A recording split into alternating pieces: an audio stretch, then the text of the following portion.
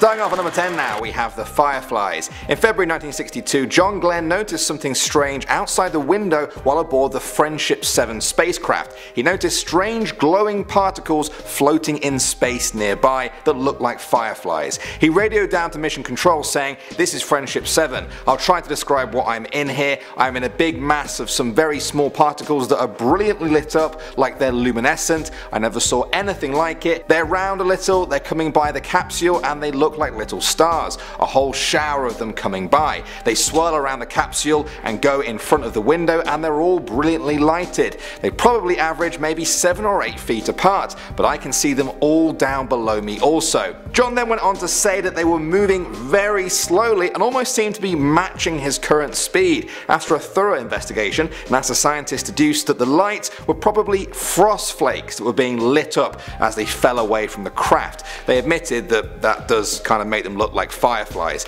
Of course, there are still people out there online that insist this may have been first contact with some sort of glowing space bugs. Moving on to number 9 now, we have alien music. In 1969, American astronauts Tom Stafford, Gene Cernan and John Young went to the far side of the moon for the Apollo 10 mission. It was going to be the final test before Apollo 11 took 3 humans to walk on the surface of the moon for the first time. When the Apollo 10 astronauts were orbiting around the far side of the moon, they took photographs of its surface. As they were working away, they began to hear music. Specifically, they heard a strange whistling sound that lasted nearly an hour. When it faded away, Commander Cernan said, "Boy, that sure is weird music. We're going to have to find out about that." Pilot Young replied, "Nobody would believe us." And for the most part, they were right. Many people couldn't explain the sound that they claimed to have heard, and so they just didn't believe it. The leading theory is that the sound came from radio interference between spacecrafts. Some people have dismissed that though, and have insisted that the astronauts would have known the difference between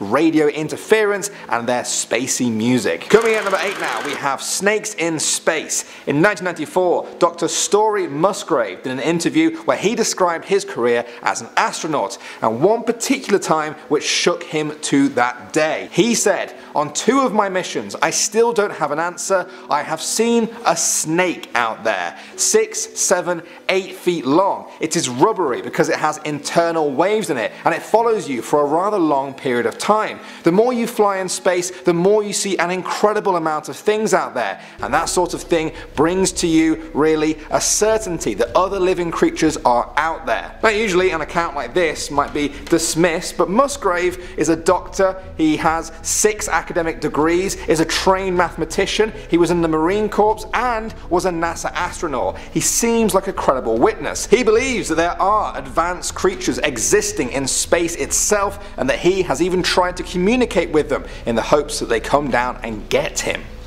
Whatever that means. Next up at number 7 now, we have docking. In 1995, famous Canadian astronaut Chris Hadfield had his first space flight. His job was to relay the speed and range information to the pilot as they were docking into the Russian Mir space station. Any mistakes could have resulted in a total disaster. Too soft and they would have just bounced off. Too hard and they would have broken the space station in half, killing the 3 people on board. Everything was going smoothly, but then one of the sensors started telling them they were 32 feet away, the other said 20 feet away, which was correct. If they didn't solve the problem in 30 seconds, it was over for them. Hadfield had to calculate how far they were away in his head, timing it with his stopwatch to decide when they should fire their thrusters. Luckily, they ended up being spot on and they docked almost perfectly. It took a few minutes before the astronauts began to realize they had done it. They were alive, they had avoided a space disaster, and they had lived to tell the tale. Moving on now to number 6, we have impossible. On May 5th, 1981, Russian cosmonaut Vladimir Kovalyonok looked out of his portal of the Salyut orbital space station. He then saw something which seemed inexplicable to him. When he returned to Earth, he told the world at a conference what he had seen. He said, "Many cosmonauts have seen phenomena which are far beyond the experiences of Earthmen. For 10 years, I have never spoke on such things. The encounter you asked me about happened on May 5th, 1981 at about 6 p.m. during the Salyut mission. At that time, we were over the area of South Africa, moving towards the area of the Indian Ocean. I just made some gymnastic exercises when I saw in front of me, through a porthole, an object which I could not explain. I saw this object, and then something happened that I could not explain, something impossible according to the laws of physics. The object had this shape, elliptical, and it flew with us. From a frontal view, it looked like it would rotate in flight direction. It only flew straight, but then a kind of explosion happened, very beautiful to watch, of golden light. That was the first part. Then, 1 or 2 seconds later, a second explosion followed somewhere else, and 2 spheres appeared, golden and very beautiful. After this explosion, I just saw white smoke, then a cloud-like sphere. Before we entered the darkness, we flew through the Terminator, the twilight zone between day and night. We flew eastwards, and when we entered the darkness of the Earth's shadow, I could see them no longer. The 2 spheres never returned. That was the end of the quote. There have rarely been descriptions so vivid and detailed, and many people who hear Kovalyonok's story hold it up as proof of extraterrestrial life. Moving on now to number 5, we have Toxic. In the mid-90s, Bob Kerbeen took part on his first spacewalk as an astronaut.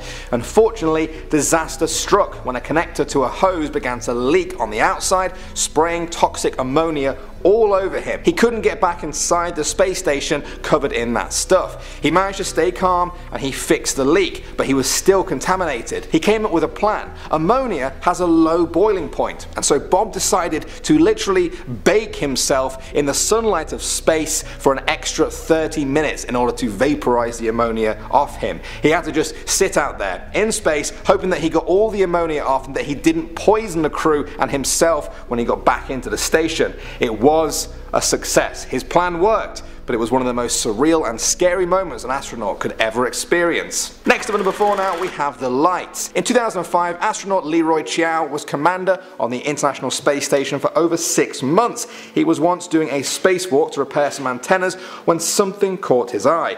He saw some lights that seemed to be in a line, almost like an upside down check mark. They flew right past him, but his fellow astronaut didn't see because they were facing the other way. When he described the sighting to those back on the ground, they dismissed it as a fishing boat hundreds of miles below him. Chiao himself had stated that he doesn't believe there's ever been any tangible evidence that someone else is visiting Earth or has done so in the past. He has simply told his story as it is and is leaving all of the explaining up to everyone else. Coming in at number 3 now, we have the Drifter. Now for some people, the biggest fear they have about space is that feeling of drifting away from the space station, unable to claw themselves back. Well, Scott Parazynski may have had the closest experience to that. He was performing a spacewalk when a jammed solar panel threatened the safety of the entire space station and the crew inside. After 72 hours, NASA came up with a plan. Scott was told to travel further away from the safety of an airlock than had ever been attempted. He later said in an interview, there was a real danger that we could do even worse damage to the space station. Then there was the potential of risk to myself because if there was any metal to metal connection with the solar panel or arcing, I could actually electrocute myself or cause ignition of the 100% oxygen in my spacesuit. The stakes were high, but Scott succeeded. Disaster was averted, but sadly many of Scott's heroics are still not known by the masses. Moving on to number 2 now, we have the secret transmission. In 1975, retired chief of NASA Communications Systems, Maurice Chatelain, published his book, Our Cosmic Ancestors. In it, he made an extraordinary claim about the first manned mission to the moon. He said, only moments before Armstrong stepped down the ladder to set foot on the moon, 2 UFOs hovered overhead. Edwin Aldrin took several pictures of them. Some of these photographs have been published in the June 1975 issue of Modern People magazine. Now this claim was linked to the story that there were 2 minutes of radio silence after Armstrong set foot on the moon. People claim that the lost audio was of him saying, "These babies were huge, sir, enormous, oh god, you wouldn't believe it. I'm telling you, there are other spacecraft out here lined up on the far side of the crater's edge. They're on the moon watching us." Now of course, all of this is speculation. An actual recording of that audio or of those pictures has never surfaced. That either means it didn't happen at all or it's been covered up very, very well. Either way, It's a creepy story. And finally, number 1 now, we have the Green Bolt. Gordon Cooper was a well-known astronaut who flew on the Mercury 9 and Gemini 5 missions. He was the last American to fly alone in space. In 1963, he flew aboard the Mercury capsule for a circumnavigational trip around the world. Everything seemed to be going okay, and then on his final orbit, as he passed over Perth, Australia, he saw a green object swing towards him at an incredible speed. At first, he thought it was just a figment of his imagination. There have been times where pilots and astronauts have seen objects like this, but their equipment detected nothing. This time was different though. The Mouchia tracking station in Western Australia actually picked the object up on their radar. That was huge. Now he had something solid to back up his own experience. He reported the incident to the National Broadcasting Company. When he returned to Earth, he was eager to tell his side of the story, but Gordon claims he was approached by NBC reporters who told him they had been instructed to not question him about the sighting. All of this has only fanned the flames of a UFO conspiracy. Starting us off at number 10 is the knocking. On a voyage to space back in 2008, Yang Liwei became the first Chinese astronaut to venture into space aboard the Shenzhou 5. On the night of October 16, the Yang had a very peculiar sound coming from outside. It sounded like someone was knocking. The sound sounded like an iron bucket being hit with a wooden hammer. The scariest part of it all was that the sound wasn't coming from the inside of the spaceship and it wasn't coming from the outside, which makes no sense because space is a vacuum and you can't hear anything. Noise literally doesn't exist. Sound waves need a medium like water or air to pass through, so how did that even happen? Riddle me that, yeah? What makes this whole thing even weirder is that astronauts aboard the following Shenzhou 5 and 6 missions heard the same knocking. So was it a mechanism on the Shenzhou spaceships that caused this knocking to be heard? I don't know.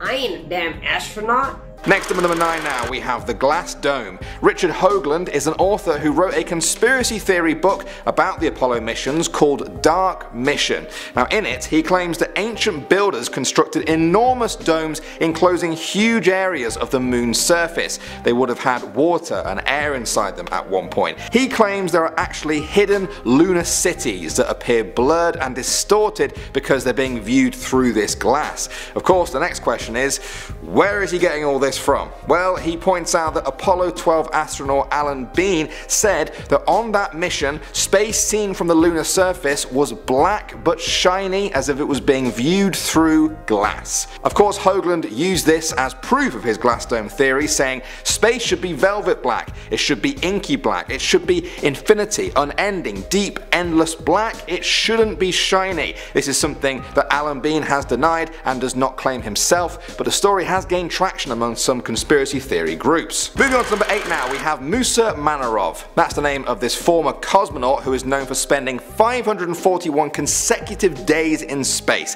It's safe to say he was an experienced cosmonaut who received numerous awards and honours. In all those years, he never reported anything too out of the ordinary, except for one time in 1991. That year, Manarov was on a mission to the Mir space station and was filming a visiting space capsule dock nearby. He filmed its approach. As he filmed its approach, he saw an object that looked like it was coming off the spacecraft.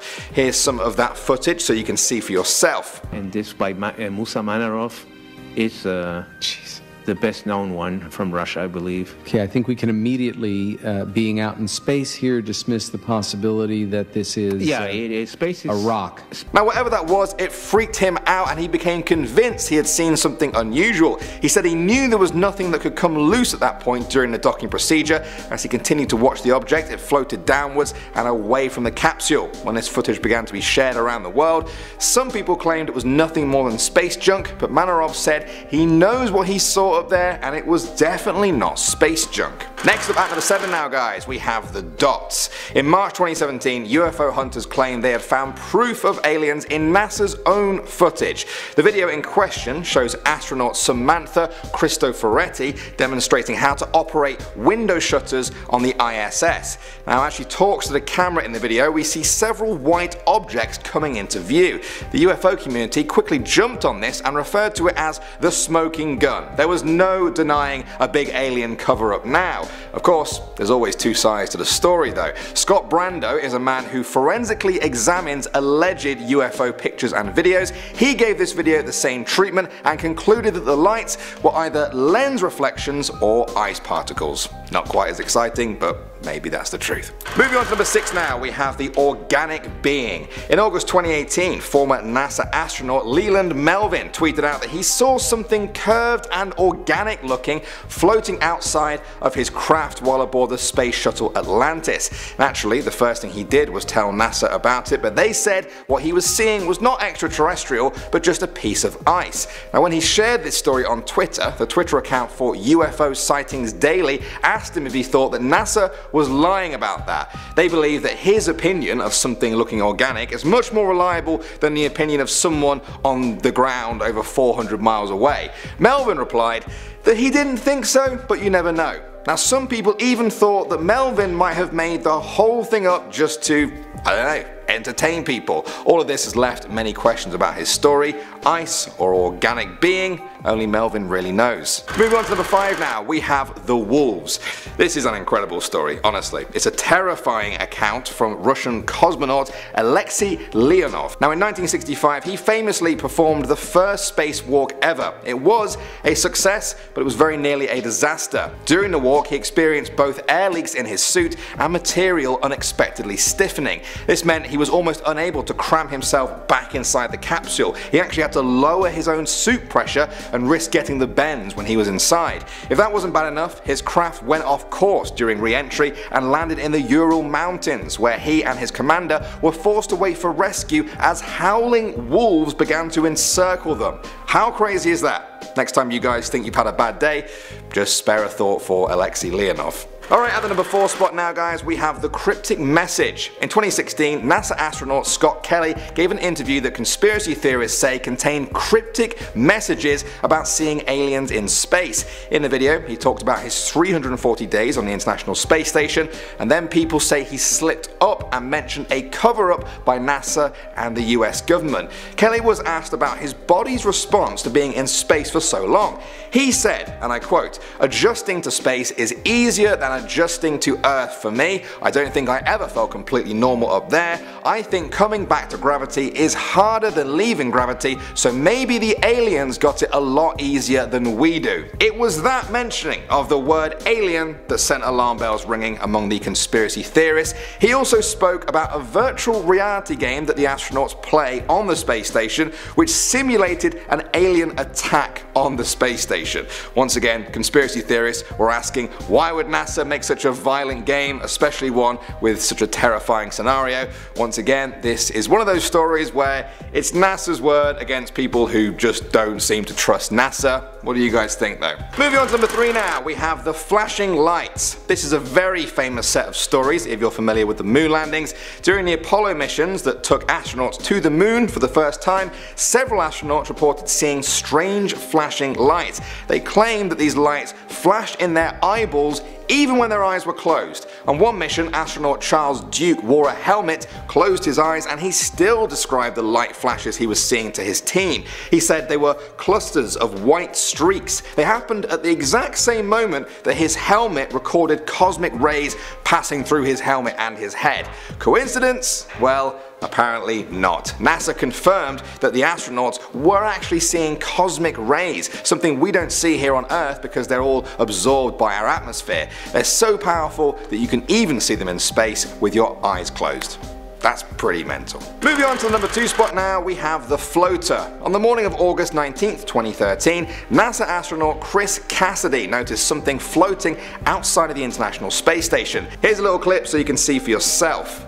Chris Cassidy had noted an object that was floating past the station near the station Progress 52 cargo ship. Cassidy noticed this near the Progress cargo vehicle. He called down to Mission Control Houston and took some video of it. Now at first, NASA was just as confused as he was. Was this a UFO? It certainly fit the literal description of an unidentified flying object. After a lot of speculation, NASA said it was an antenna cover from Russia's Zvezda rheostat service module. However, many people remain totally unconvinced. They believe that the object is something extraterrestrial, not something of human origin, and that NASA has made up this cover story to avoid public alarm. Personally, as you might know by now, I believe NASA, but what do you guys think? And finally, at number 1 now, we have the saucer. This story comes from Donald Slayton, an astronaut during the Mercury missions. He revealed in an interview that he saw UFOs in 1951. He said, "I was testing a P-51 fighter in Minneapolis when I spotted this object.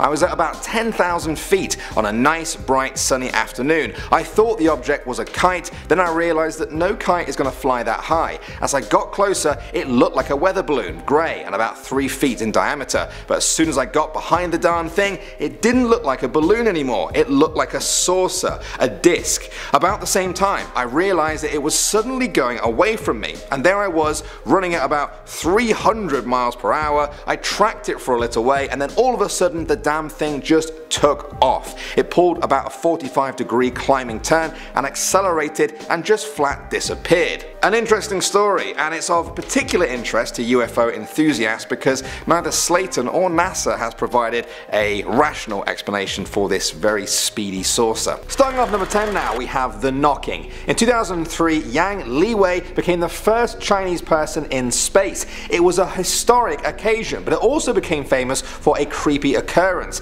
In 2016, Yang told an interviewer that he heard someone knocking on the outside of the spaceship on that trip. He was terrified and tried to peek out of the porthole but couldn't see anything outside. When he got back to Earth, Yang described the sound to experts. He even tried to recreate it for them, but nobody could identify it. In the years since, many people have tried to explain this strange phenomenon. Some say it could have been some space debris, but others say that this is unlikely, as space debris is few and far between. Others claim it could be the expanding and contracting of the ship due to the changing temperature of the spaceship as it orbited the Earth. Even though that's the leading theory, many people have their own theories about aliens or time travelers being responsible for the mysterious knocking sound. Coming in at number 9 are space snakes. So this one comes from Dr. Story Musgrave, a man who has 6 academic degrees, was part of the Marine Corps, is a physician and mathematician, and he's a bloody NASA astronaut as well. Oh, and he shares the record of most space flights ever taken. So I mean, this man has literally lived 9 lives in one.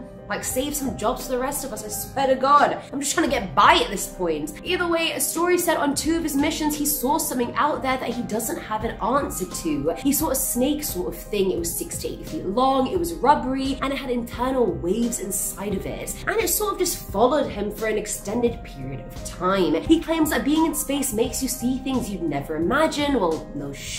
And that he believes that there are creatures out there much more developed than any of us. And I mean, they've been out there for 100 million years. I'd hope as hell they're advanced. More advanced than us. But honestly, my theory on the snake is that they're just alien devices that just roam space and detect spacecrafts in the area and sort of tail them and send that information back to the alien HQ that deployed it, back to planet Blark. At number 8, we have decompression. So anytime a vessel goes on a voyage to outer space, the changes in atmospheric pressure the astronauts experience can be highly dangerous unless they're doing all the procedures correctly. The year was 1965, Soyuz 11 was re-entering Earth's orbit, and 3 crew members on board ended up dying when depressurized. A technician on the vessel back in Houston said while they were in the vacuum chamber, he accidentally depressurized his own spacesuit and then lost consciousness. He said the last feeling or sensation that he remembered was the moisture on his tongue beginning to boil. Rapid decompression is so serious the symptoms can include vaporizing blood, swollen flesh, exploding eyeballs, and ruptured lungs. Can you imagine how screwed up the situation is when the moisture on your tongue is boiling?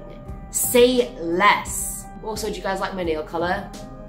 I love it. Filling at number 7 slot is the green sighting. So Gordon Cooper is an astronaut that's flown the Gemini 5 and the Mercury 9. He was also the last American to ever spend time in space alone. In May of 1963, he was doing a circumnavigational trip around the Earth on the Mercury capsule, and when he was passing Perth, he saw something. A massive green glowing object came straight for him at a speed he'd never seen before. It was real, it wasn't just illusion, and the Machi tracking station in Western Australia even picked it up on their radar, so it was very much real. Cooper reported it to NBC, but when he landed was told they couldn't question him about it. So that's just another thing that they won't tell us. I feel like we should honestly start rioting until governments all over the world stop keeping from us. I'm over it. I've had enough. Now, at number 6 is the Alien music, which unfortunately cannot be found on Spotify or Apple Music, so you guys just don't even bother trying to find it. Just don't. Now, back in 1969, 4 days after we stepped foot on the moon for the first time, astronauts John Young, Tom Stafford, and Gene Cernan were on the far dark side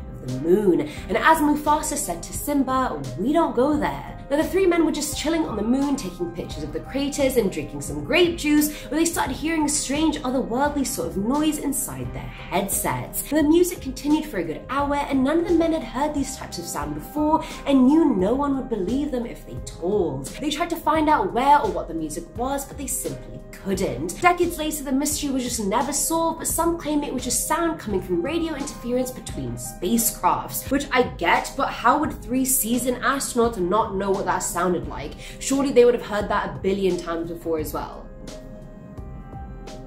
Why the hell you lying? Why the hell you lying? I made it PG. Coming in at number 5 is the Millennium Falcon, not to be confused with the one in Star Wars. While watching the ISS NASA live feed back in 2016, Jaden Beeson said he saw a metal spaceship. He said the UFO that he saw seemed similar to the Millennium Falcon found in Star Wars, so he realized he definitely needed to take a screenshot to prove what he was seeing. The metal craft had a blue glow to it and stayed hovering above Earth for about 2 minutes. And it's very clear to see it's not even a small craft by any means, you can definitely see it. Either way, Jaden sent the image to NASA, but he's never gotten an explanation or a response back, which makes the whole thing even that much more suspicious. All these craft just hovering above Earth and they're just going away? Why? Come in, you guys. We're friends. At number 4 is the cigar. A bit of background so you know how credible this really is. Musa Manarov was a Soviet-Azerbaijani astronaut who holds the record for the longest continuous time spent in space.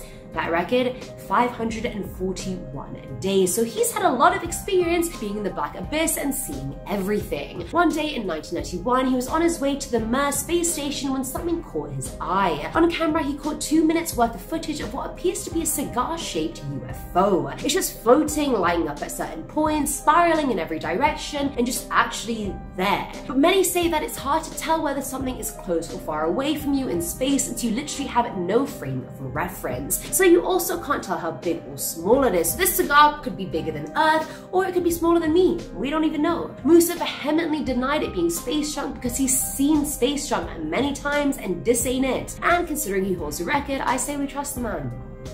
He sounds credible. Filling our number 3 slot is Major Vladimir. Now, Major General Vladimir Kovalyanok was a cosmonaut in the 80s who saw something bizarre during the Salja mission. They were moving over South Africa when he saw an oval-shaped object. Now, initially it flew straight, but then an explosion of golden light occurred. A few seconds later, the oval object transformed into 2 golden spheres. After that, Vladimir just saw white smoke and then the spheres just disappeared into thin air. He said he tried to take a picture of it, but it exploded before he had the chance. When he reported to Mission Control, it was all over Soviet headlines, magazines, newspapers, and most people excluded any option of it being extraterrestrial, but it did happen. It has no explanation whatsoever, and it was seen by not 1 but 2 people, Vladimir and his partner Viktor Savinykh. I hope I said that right. Savinykh. Now at number 2 are the other crafts. So we all know about Neil Armstrong setting foot on the moon and the whole leap for mankind spiel, but that was not the full story. According to Maurice Chatelain, the retired chief of NASA Communications System, Armstrong saw things when he got off the spacecraft. Seconds before he stepped down the ladder, he saw 2 massive UFOs hovering above him, and Edwin Aldrin even took pictures of them. That was followed by 2 minutes of radio silence because one of the television cameras overheated and then lost reception. How very convenient. During those 2 minutes, there was a critical lost transmission, and that was Armstrong saying, "These babies were huge, sir, enormous. Oh God, you wouldn't believe it. I'm telling you, there are other spacecraft out here, lined up on the far side of the crater's edge. They're on the moon watching us." And that was never made public. It was never even included in any of the records, and he refused to talk about it until his death. Thankfully enough, people had corroborated the evidence that we do know to be true, and I love how this massive part of history that has this whole other side to it we just didn't get told. I am angry, I'm annoyed, but I wish Neil had told us because this is just shocking behavior on his part. Shocking. And finally, at number 1 is the check mark. Back in 2005, American astronaut Leroy Chiao had been the commander of the International Space Station for about 6 months at that point. One day he was installing some antennas 230 miles above Earth when something caught his eye. He saw the sequence of strange lights that seemed to be in a line that looked like an upside down check mark. Not Nike, it's not Just Do It. It's definitely not. But the formation flew by him and he was just flabbergasted at what the hell he had just seen. Skeptics tried to convince Leroy that what he had seen was just lights of boats reflecting upwards, but a reflection of lights is one thing. You know when something has its own life and it's moving past you. Reflections only move if the thing that's being reflected is moving, which they weren't. Riddle me that. And that is it for today's video, guys. It's good to be back. I've had a bit of a hiatus. I hope you guys are doing well, keeping safe, and not seeing random things in the sky that could be alien aircraft. However, that is confirmed now. Didn't they confirm? Didn't Area 51 confirm that our UFOs do exist? I knew it.